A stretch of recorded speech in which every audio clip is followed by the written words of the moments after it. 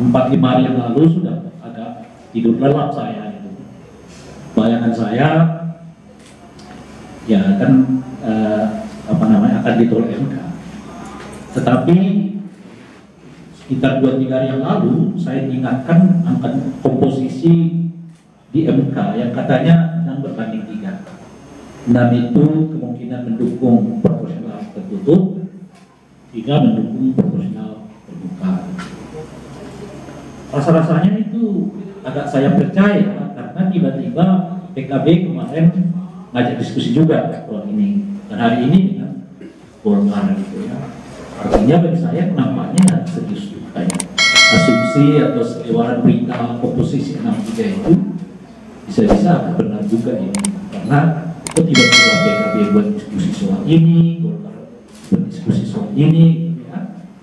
Apakah memang serius bahwa komposisi di MK itu 6 berbanding 3, 6 yang pro terhadap tertutup, 3 yang pro terhadap terbuka.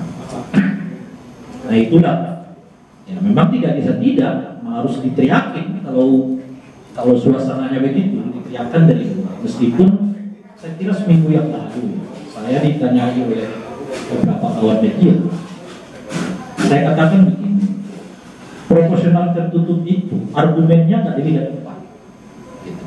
Pertama, karena konsolidasi partai. Kedua, meminimalisasi biaya, khususnya biaya pribadi, ya, yang ketiga, desain sistem proporsional kayak presidensialisme, meskipun menurut saya ini agak tarik-tarik aja, gitu kira-kira. Dan yang keempat, mencegah liberalisasi politik yang terlalu liberal. Jadi tadi istilah yang lain yang sering kali kita sebut kebebasan, demokrasi yang kebablasan. Jadi liberalisasi yang terlalu liberal. Meskipun pertanyaan saya gimana yang menjelaskan liberalisasi yang terlalu liberal itu? Bingung saya. Hanya ini yang 4, itu aja yang diulang oleh mereka yang mendukung proporsional dan tertutup. Sementara argumen menolak itu berkembang 3 kali lipat dari 4 itu. Jadi boleh disebut kita bisa buat 12 argumen menolak proporsional dan tertutup itu. Dan hari demi hari terus terbuka.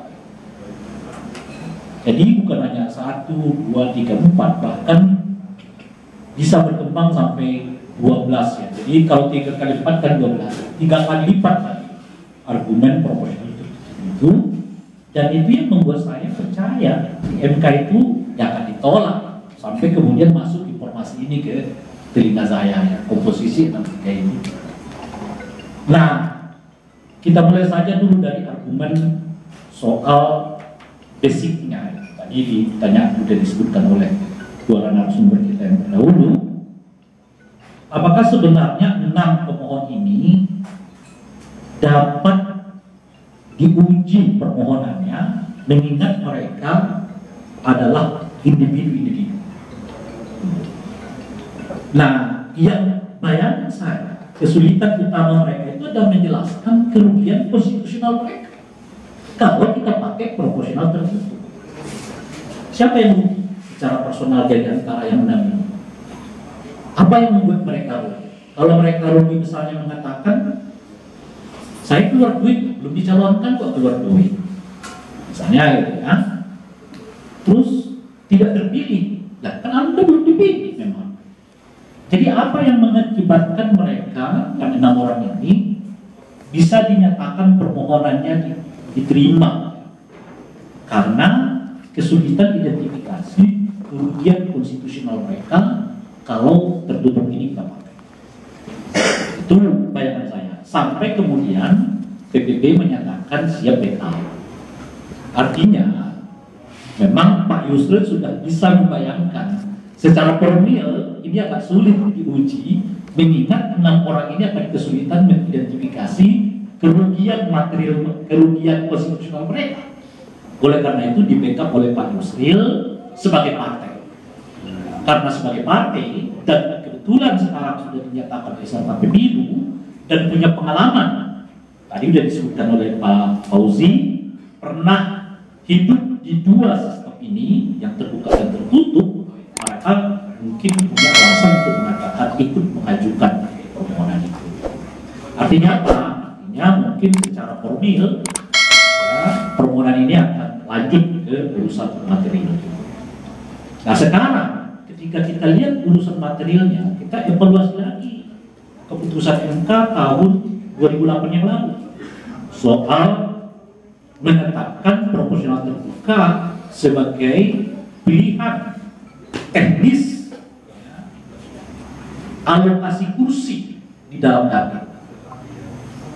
Apakah MK berhak dan berwenang masuk ke elemen teknis yang kayak begitu? Jawabannya saya setuju tidak. Itu elemen teknis, bukan prinsip di undang-undang. Di undang-undang itu kan hanya dikatakan bahwa peserta pemilu itu adalah partai politik, itu kan, yang di pasal satunya disebutkan rakyat adalah pemilik kedaulatan. Artinya level itu yang bisa dibuka. Misalnya kalau kita menerapkan pemilu dengan berbasis tahun 55 misalnya, di mana individu juga ikut terlibat di dalam pencalekan, individu non DPD ya, seperti yang kita kenal sekarang, tapi untuk pemilu legislatif atau untuk pemilu DPR-nya individu persus dengan partai politik. Nah yang individu ini bisa dibuka karena disebutkan di dalam konstitusi hanyalah partai politik. Nah soal apakah Anda mempergunakan proporsional itu satu dulu, kan itu variannya dulu kan bisa dilanjutkan melalui apa yang disebut dengan proporsional daftar terbuka. Mengingat kita di pemilu tahun 2004 sudah mempergunakan semi terbuka. Itu yang 100% dapat suara terbanyak yang ambil kursi. Kan kira-kira gitu. Sudah semi terbuka itu saja. Nah oleh MK dipertegas lagi. Kalau tujuannya udah ke sana, langsung buka saja karena memang itu sesuai dengan konstitusi. Di pasal 1 ayat 2 Undang-Undang Dasar yang mengatakan kedaulatan itu ada di tangan rakyat. Jadi ingat itu ya, itu yang saya membedakan dengan yang sekarang. Kalau yang sekarang ini kita coba bayangkan, kalau misalnya kita pertanyakan, kalau kita kembali ke tertutup, itu mengganggu pasal 1 ayat 2 enggak? Enggak. Kedaulatan di tangan rakyat itu bertentangan enggak ya? Enggak. Itu dia persoalannya. Nah oleh karena itulah lagi-lagi kalau berdasarkan ini saya sih punya keyakinan logiknya MK akan menolak ini secara materi. Kenapa? Karena itu tadi ini kan sudah merupakan elemen yang sangat teknis yang sebetulnya tidak lagi hubungannya dengan undang-undang gitu loh. Itu hubungannya semata-mata kan soal bagaimana anggota DPR memandang yang lebih tepat.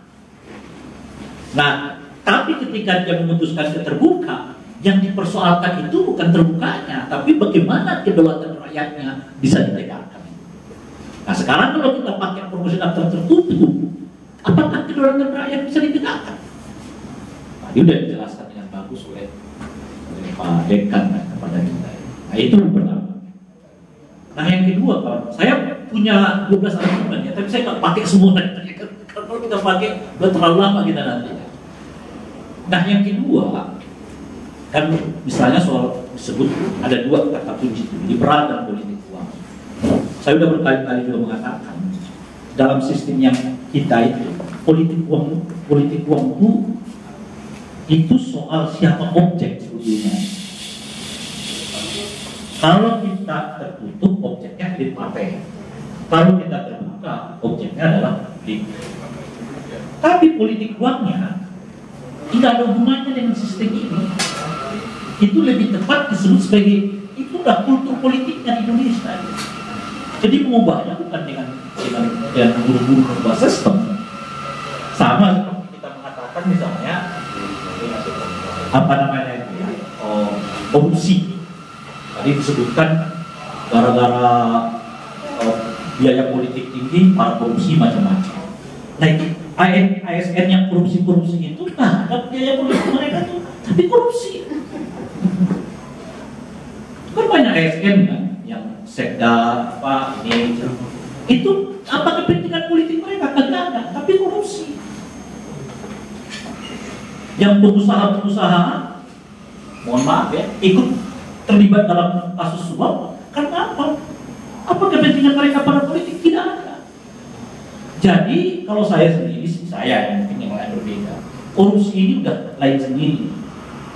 Lo mau pakai sistem apapun kira-kira gitu ya, emang korupsinya ini udah kultur yang tidak bagus di dalam politik kita. Mau pakai terbuka, tertutup dan seterusnya itu, ya korupsinya itu ya jalan gitu. Nah itu wilayah sini. Nah cuman, nah ini analisa pasar ya, bukan akademik kalau yang ini, Pak Dekan. Ini analisa pasar. Kalau kita pakai tertutup, terbuka, semua kan happy. Rakyat dapat, tukang sablon dapat, kan? Tim sukses dapat, kan? Ekonomi makin meriah. Benar nggak? Ekonomi makin meriah. Kalau coba terlihat, kalau tertutup, yang dicetak yang disablon itu cuma satu, partai dalam partai, gambar partai kan. Tapi kalau luar biasa saat itu kita mengalami delta ya. Delta itu adalah varian paling ganas ya. Tapi lagi-lagi deltanya dipaksain pilkada. Alasan salah satunya itu supaya ekonomi bergerak.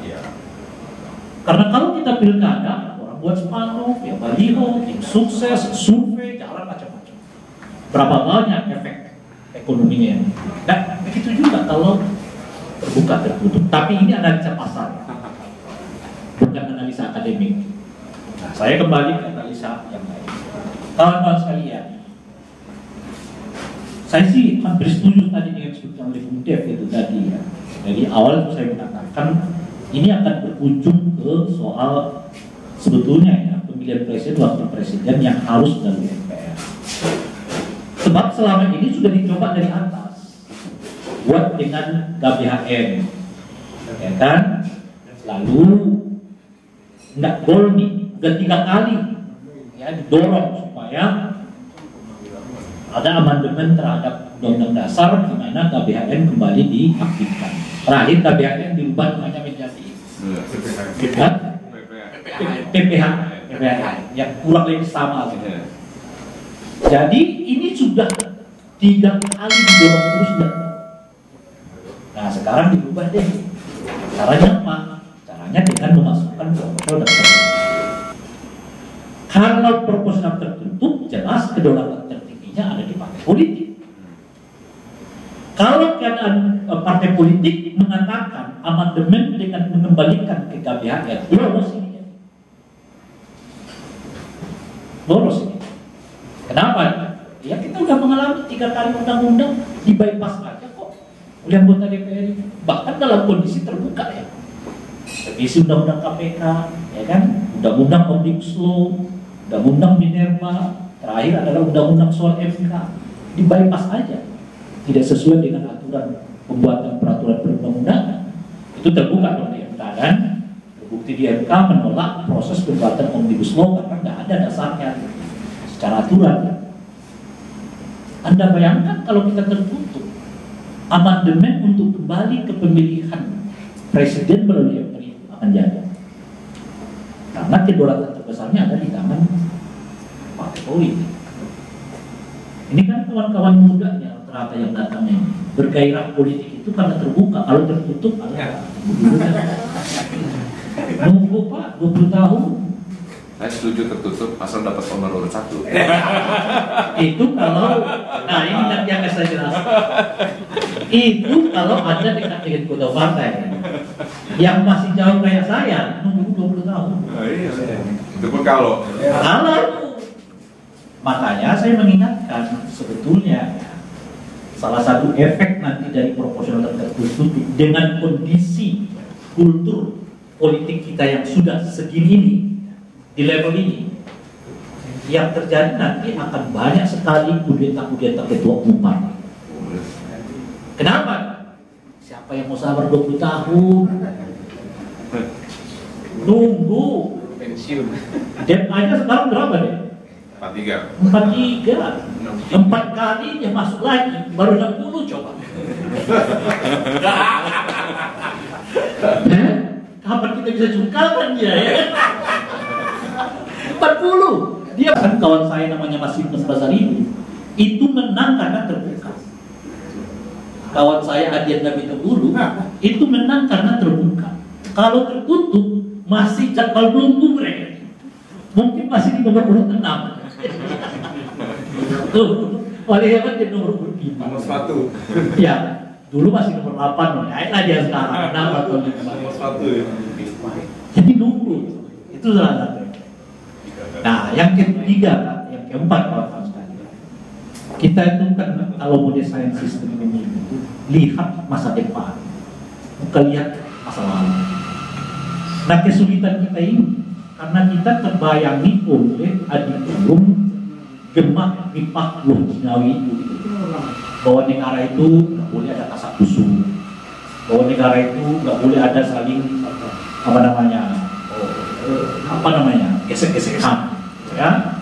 Yang terbayang oleh kita itu ya istilahnya dalam imajinasi literatur harmoni harus saling ya, kalau saya yang menang ya untuk penghormatan kepada senior saya silakan dulu ya kan. Itu tentu berbagian dengan natur manusia dan politik pada dasarnya. Yang kayak gituan bisa terjadi ya kalau kita punya pemimpin yang otoriter macam Soeharto, dia bisa buat itu harmoninya tertib. Apa pentingnya demokrasi? Demokrasi itu untuk mengkanalisasi natur yang tumbuh secara politik itu, gitu. Bahwa dalam politik itu persaingan, gitu. Orang semua ingin bersaing, orang semua ingin berkuasa. Nah, supaya tidak bentuk-bentukan, supaya tidak saling kita pakai, caranya pakai dengan demokrasi. Sebab kalau kita pakai demokrasi, ada cara yang lain. Kerajaan misalnya. Di zaman kerajaan ya orang mau berkuasa bukan pakai demokrasi, pakai bunuh-bunuhan gitu. Pakai perang-perang. Berapa banyak korban atas nama kekuasaan di zaman kerajaan. Nah, itulah kita sampai ke era demokrasi sekarang. Jadi berdebatnya, saling sikutnya, saling ingin naiknya, nggak dihilangkan karena itu naturnya. Yang ada adalah dikanalisasi melalui demokrasi dengan melalui aturan. Makanya kalau ada mengatakan demokrasi kita terlalu liberal, jadi saya bingung. Karena demokrasi itu justru mengambilkan apa yang paling hakikat dari nilai kemanusiaan. Apa yang paling hakikat dari nilai kemanusiaan? Adalah kebebasan. Kita harus ingat betul apa katanya ini Umar bin Khattab, mungkin saya bisa dikoreksi. Tujuan dirinya sendiri. Salah satu bentuk persetujuan dirinya sendiri itu yang datang ke TPS. Oke deh, sebagian kebebasan saya, sebagian uang saya, tadi Pak Dekan mengatakan, sebagian ini saya serahkan kepada Anda untuk dikelola. Jadi ingat, untuk dikelola. Jadi bukan menyerahkan kedaulatan saya, menyerahkan bagian dari kebebasan saya untuk dikelola bagi kebahagiaan bersama. Itulah negara itu tadi. Makanya Dep ini pembantu saya gitu loh kira-kira. Bung Fauzi itu pembantu saya. Presiden ya pembantu saya, yang saya gaji dari uang pajak tiap bulanan. Untuk apa? Untuk memastikan hak saya terselenggara dan hak saya itu tidak boleh mengganggu hak yang lain. Itu aja administratif. Dan itulah model demokrasi kita di masa yang akan datang. Gak ada namanya pemimpin-pemimpin dalam pengertian politik. Jadi yang di masa datang itu apa? Masyarakat ngatur mereka sendiri kok di masa yang datang itu. Nah, kenapa saya mengatakan begitu? Karena itu sudah ditemukan namanya medsos. Negara itu sekarang kurang lebihnya banyak ditentukan oleh apa kata medsos, bukan apa kata DPR. Netizen. Jadi partai politik terbesar di dunia ini namanya netizen, dan itu betul-betul menggambarkan paham liberalisme. Satu suara tetap berarti. Itu tergantung soal bagaimana kita menggunakan. Kalau kita mau masuk ke dunia yang kayak begitu, lu kok tiba-tiba masih berbicara tentang penguatan partai, kira-kira gitu ya, proporsional tertutup, itu betul-betul kita kayak kembali ke tahun 60, 70, 80, 90-an, di mana memang diskusinya saat ini masih mengatakan perbuat partai. Itu analisa tahun 90-an ke sana. Analisa tahun 2000-an ke sana, nggak ada namanya partai itu. Partai itu betul-betul administratif aja. Bahwa saya itu anggota DPR itu, saya pakai Golkar kita administrasikan supaya KPU terima. Tidak lebih dari itu. Jadi jangan lagi bicara tentang partai-partai. Itulah di masa mendatang kita. Masa mendatang dia medsos ini yang menentukan, individu-individu yang menentukan. Dalam konteks yang kayak begitu, kita masih wacananya kembali ke tahun 60-an, tahun 70-an, penguatan partai politik. Yang justru sebetulnya pertanyaannya sekarang adalah, apalagi relevansi partai politik di era medsos ini? Itu pertanyaannya. Jadi kalau Anda kembalikan itu, Anda tertutup, Anda sedang melawan kehendak zaman yang bergerak. Ketinggalan zaman, ketinggalan anak-anak muda yang makin hari makin tidak peduli juga dengan partai karena memang nggak perlu secara faktual dalam hidup mereka.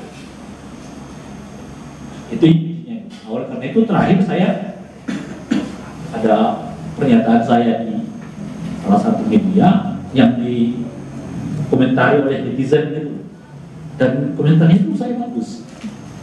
Ya, jadi itu saya mengatakan biarkan aja partai kembali ke tertutup. Paling yang datang ke TPS adalah keluarganya caleg-caleg aja, kita mah jadi aja, kita nggak kenal. Terima kasih. Assalamualaikum warahmatullahi wabarakatuh. Oke, sangat luar biasa kepada pembicara kita. Tiga pembicara kita terus dulu. Sebetulnya kita saya ingin menggali